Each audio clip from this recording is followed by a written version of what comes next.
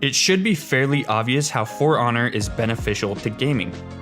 The Art of Battle, as the game's combat system is referred to, is a revolutionary design for fighting games.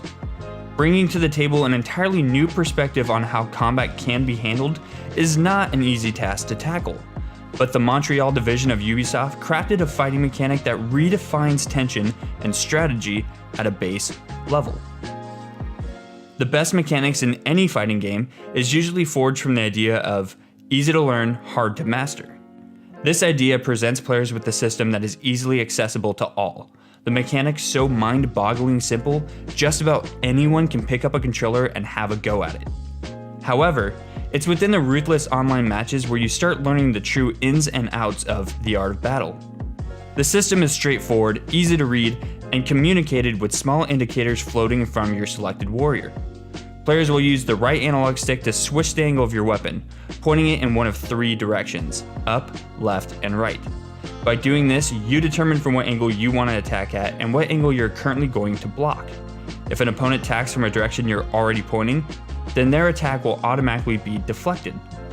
This dynamic between offense and defense, where you constantly switch between the two, creates the tension that really makes these battles worthwhile. It's stressful when shifting directions to make your attack, only to have them beat you to the punch with their own assault.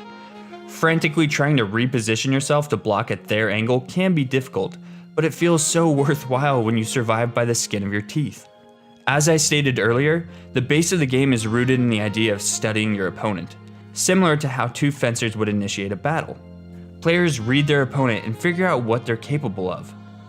It's this back and forth, each player making moves to see what the other player has to offer, that defines the combat experience. Yes, there are instances of players charging in from nowhere, stabbing their opponent from behind to get in the cheap shot, but for those who truly understand the system, those who react quickly and fluently will be the ones coming out on top. Here's the thing though, it's not enough to have an idea of what your opponent can do, you must understand the strengths and weaknesses of each fighter. Just like any of the Overwatch characters, the many warriors who crave the thrill of the fight each approach duels in unique and interesting ways. I personally use Nobushi as much as possible for her long reach and the bleed effect she leaves her opponents with. I feel the need to keep a distance due to my inexperience, but those with a little more skill and better timing can play as any of the vanguards. Due to being some of the more balanced of the fighters, they are accessible by all, giving a solid hero to play as for newcomers and experienced fighters alike.